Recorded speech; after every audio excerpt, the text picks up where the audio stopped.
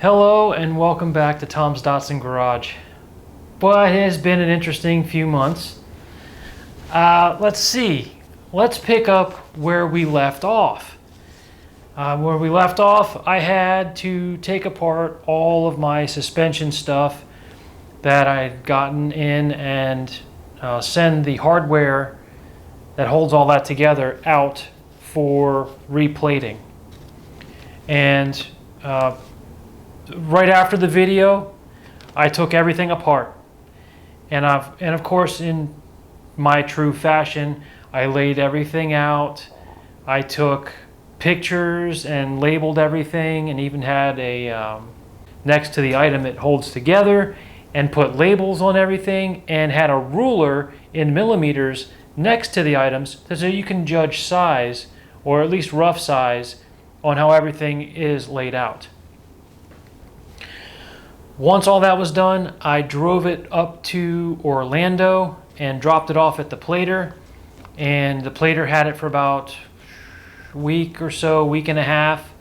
And then I get a phone call on a Monday from the plater, and they sound a little worried, but the hardware got mixed up with somebody else's hardware in the same barrel. So somebody else's hardware got mixed in with mine when they were all being plated in the same barrel. And I asked them, well, is everything still there? Did the other person pick up their order? They said no. I said, well, then nothing's lost. Everything's there. It just has to be resorted out. Luckily for you, I've already got pictures of what everything should look like, and have the ruler next to it so you can kind of judge size. So I emailed them all the pictures that I had, and to their credit, they got 99% of that hardware sorted out with pictures alone. That is extremely impressive. Out of a bunch of random bolts and nuts and washers, they got most of it sorted out, but not all of it. Some of the stuff I was going to need to identify in person, just because of the way it appeared in pictures. It may not have been exact. So they are usually closed on the weekends, but they made an exception, and I went up there on a Saturday, and I met with the owner's son. He was very awesome, very patient, very kind, and understanding. So we sat there and went through the hardware, counted it out. I already knew how many pieces there were exactly. I had it all counted out. Looked at the pictures, looked at the hardware, sorted out the other hardware, and I got all of my pieces back except for two, and that was my stuff up. I messed up because I didn't recognize two of the large nuts that hold the lower control arm bolts in. So those got left behind. That was my accident. But I did have a few extra pieces that I brought back with me, some washers that I didn't recognize or anything like that. So those wind up getting sent back up there for the other person's order. Turns out the other car was a Ferrari. So there could have been potential for me to have Ferrari parts on the 240Z, and maybe there's going to be a couple of 240 parts on the Ferrari. Maybe that car will be more reliable.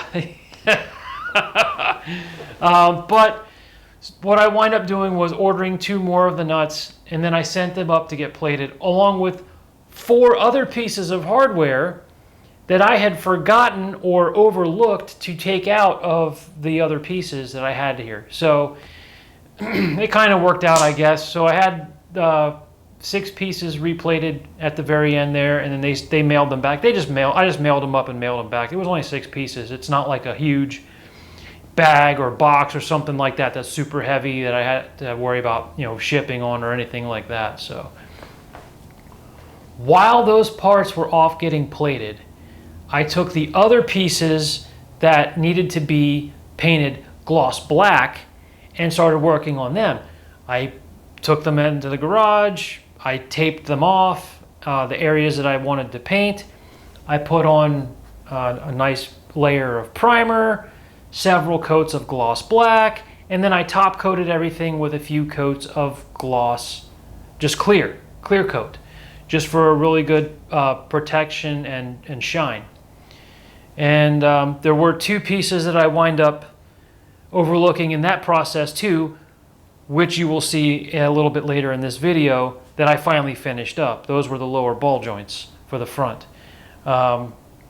So that was the plating and painting adventures. Now let's talk about the other thing that I needed to work out, the upper strut mounts. I actually wrote a list of things to keep track of because there were so many things. I didn't want to forget updating everybody, so I wrote down a few things. The strut tops needed to be modified. Well, while that hardware was out and while I was painting those other pieces, I also ordered brand new factory strut mounts and factory strut mount bearings for the front. When those pieces came in, I had to kind of work out how was I going to attach them to the strut tops.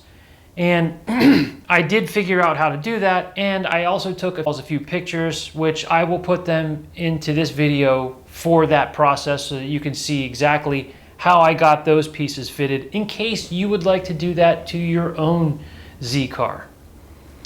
So after I got the strut tops all finished out, I wanted to make sure that I could get the wheel bearings put together. I got the front wheel bearing hubs all packed with grease, grease seal installed, got them all put together. Now remember, I don't have any update on the brakes yet, and I don't need the brakes for it to be a roller. So there are no brakes on the car currently, but I put the hubs on anyway so that I can bolt the wheels and tires on the car. The rear wheel bearings were probably the hardest part of this whole thing. I forgot a spacer, or I left a spacer off. It was on there, but I didn't really quite understand why until I emailed Techno Toy Tuning. It was supposed to stay on there. It came on there, it was supposed to stay on there. I took it off because it looked more factory with it off, more looked like the factory ones with them off. So I wind up playing a round of shop press Jenga in my shed with no airflow and dying sunlight and no lights or electricity in the shed. And I got one of them pressed together, but I wasn't happy with the outcome. I ran out of daylight, so I wasn't happy about it. So I wind up digging the shop press out of the shed, putting it in my garage with the AC, and then I was able to get the rear wheel hubs and bearings all sorted. So I had ordered, when I ordered the strut mounts, I also ordered new rear wheel bearings and grease seals. So I have all of that stuff finally put together, although not fully torqued. You'll see in the video clips that I'm going to provide for you on that little adventure. That was like a whole other little thing that I had to work out. All right, so let's talk about the strut mounts. I missed one thing with the rear strut mounts. The rear strut mounts don't have a bearing in them, but there is a rubber spacer that had to be switched over into the strut mount from the old struts. That spacer is roughly the size of the front strut bearings that allow the wheels to turn. So I was able to switch those over from the old strut mounts into the new ones. And in case that didn't come across, you will see that in the pictures as well. I also had to go get my wheels and tires mounted and balanced. So that leads me to this shout out, Hot Wheels in Port St. Lucie, Florida. They did a wonderful job. If you have some wheels or you need to buy wheels that are special and you want to make sure that they're taken care of, I would recommend them. They did a really good job. They mounted and balanced my wheels, and their tire machine is very excellent, and they're used to high-end stuff like this. It's this type of job is like what they do. So they specialize in it, and I'm very comfortable with letting them handle my wheels, bar none. So that's a shout out to them. I'm not sponsored by them or anything like that, but it is worth noting a local business that can take care of something like this, and you don't have to really worry about it because, you know, they're Watanabe wheels. So another shout out I have to give is to my good friend Bart. So my friend Bart bought an engine hoist and put it together and hasn't used it yet, but he brought it down to my house for me so that I can get this off the stand. I have my engine hoist and his engine hoist right behind the camera, and that's what I'm going to use tomorrow morning to get this off the stand. I finally worked out how to do that. So shout out to Bart for letting me borrow his engine hoist that he hasn't even used yet. He's got a couple of stickers on there, like Flowmaster and Summit Racing, so I guess his engine hoist is faster, plus his is red, mine's black, so his is definitely faster for being red, and probably has more horsepower and whatever. So definitely thank you, Bart, for allowing me to use your equipment. And I got all the wheels and everything lubed up on both of the engine hoists. Everything's ready to go for tomorrow morning. This video is just simply catching everybody up on what I've been doing these last few months. Apparently my videos are quarterly. That's unintentional, but it's just the way things have been working out. Now that I've got everybody caught up, I'm going to put in the short snippet videos of what I've been dealing with, and that's it. After this video, it's on to the next one, and I'm going to do a time-lapse video for getting this off of the stand. It's not going to be a full how-to. It's just going to be a time-lapse video of it coming off the stand, and then I'm going to get down into the nitty-gritty when I start bolting these parts onto the car, because the car is going on the same jack stands that it was on when I tore it apart. They're really nice and high off the ground. They're very robust, and I'm going to wrap the tops of them with old shop rags and that kind of stuff so that it doesn't scratch the underside of this car when it's sitting on them. And then I aim to get all this on and make the car a roller this weekend. Today is Friday, December 19th. So tomorrow is the 20th. This is coming off the stand, and it looks like I should have this car to be a roller before the end of the year, which was my goal this year. So yay! It may not be done 100%, you know, because the brakes aren't going to be on it, but it's still going to be a roller, and that means I can get started on the interior of this car and start putting it back together, because I'm not afraid to load it up with a bunch of weight anymore now that it's going to be off of this stand. Because right now, as the car sits behind me, it's completely empty. I last weekend had to move a bunch of stuff around, clear out the car, clear out what's underneath of the car, move all that inside my room, inside the house, because I couldn't put it in my shed. So yeah, the inside of the car is completely empty and stripped, and the only thing that's in the car, other than its body panels, is just the brake lines and fuel lines that I put in a few videos ago. So that's it. Thanks for watching. Any of you guys that have been hanging on waiting for my next video, I really appreciate your patience. So, all right, well, that's it. I'm gonna put in these clips of me wrestling with some of this stuff, and throw in some pictures as well, and thanks for watching.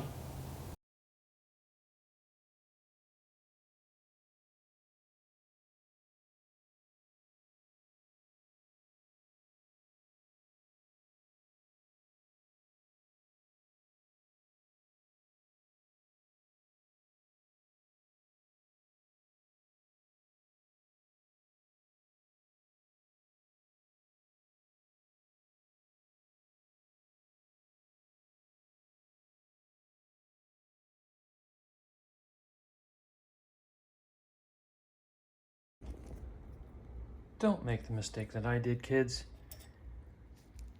This spacer that comes on these new hubs, or stub axles, should stay on them. This is where they came. This is where they should stay.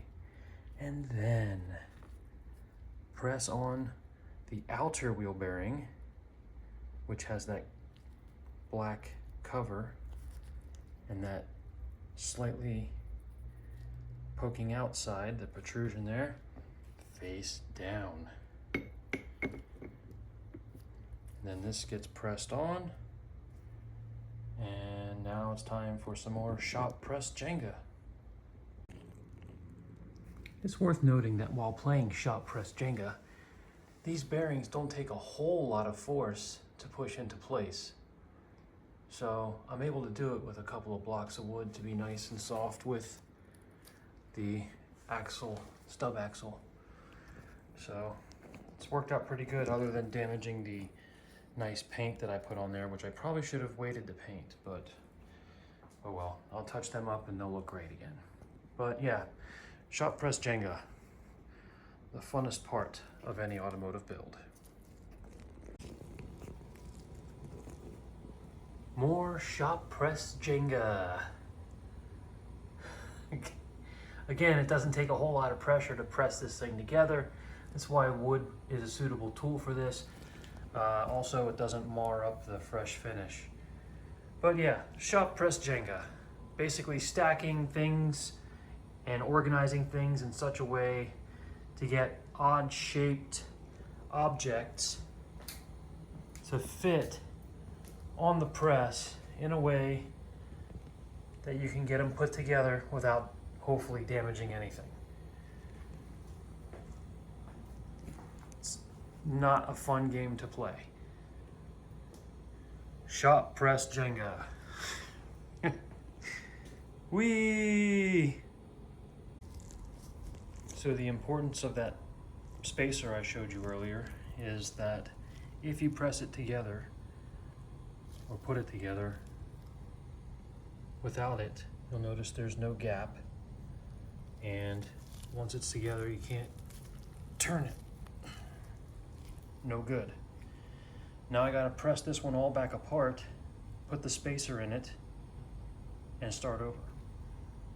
And this one, I put the spacer on as I showed you earlier, and this one is nice and glidey, and there's a little gap there. That's the importance of that little spacer.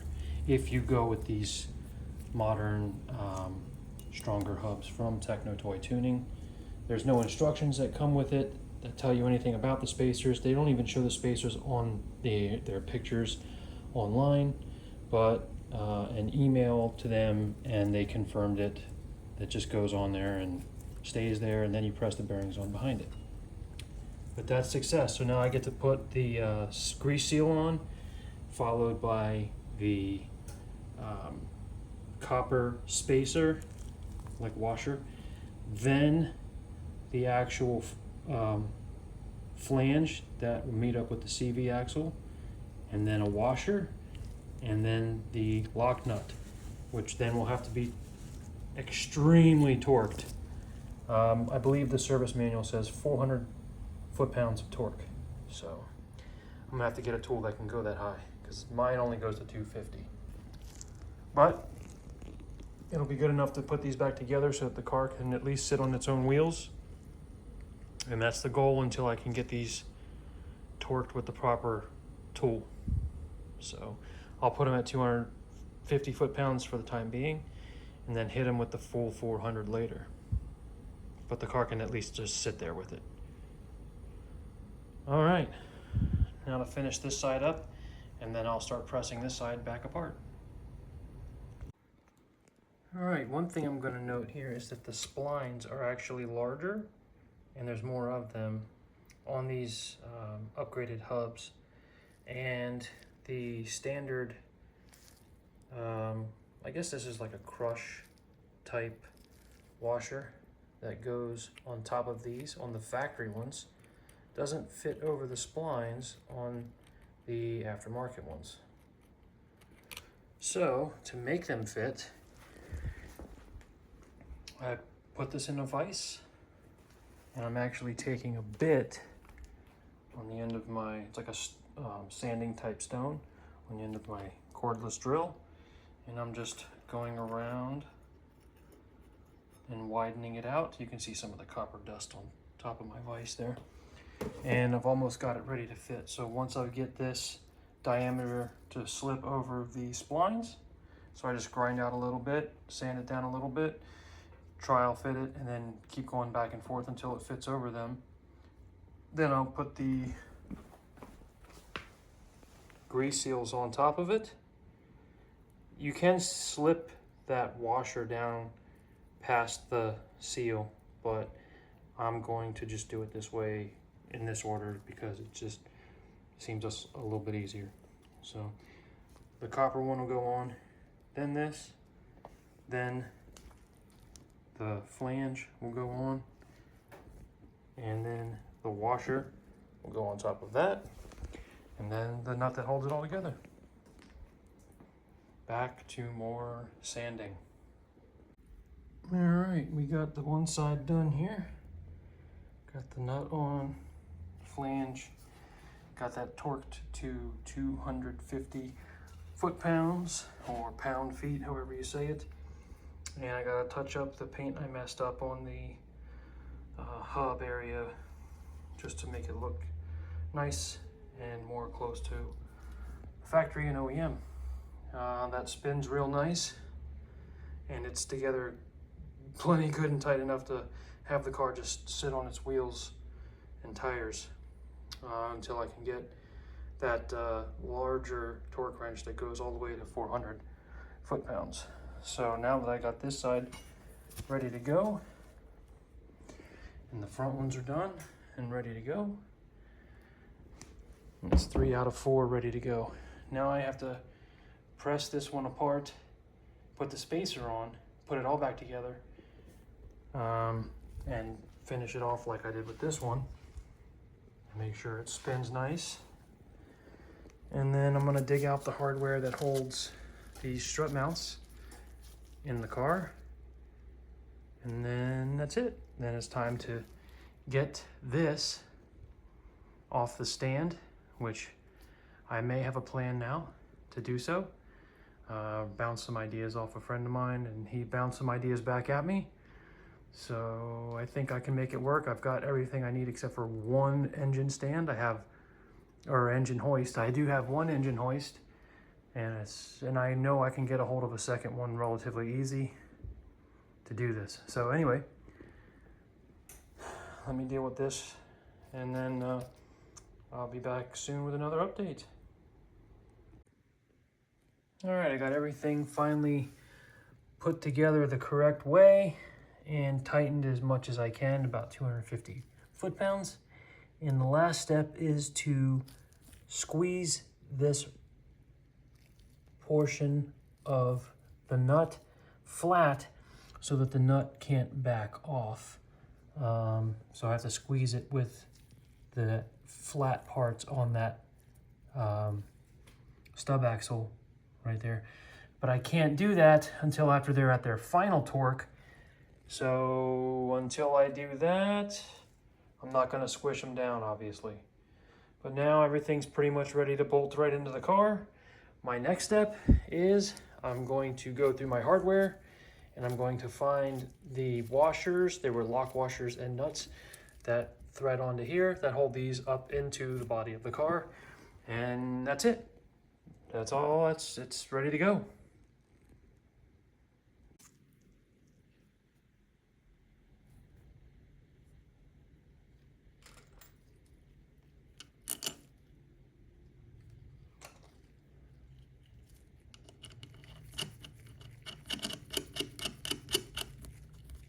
There we go. Time to get the car off the stand.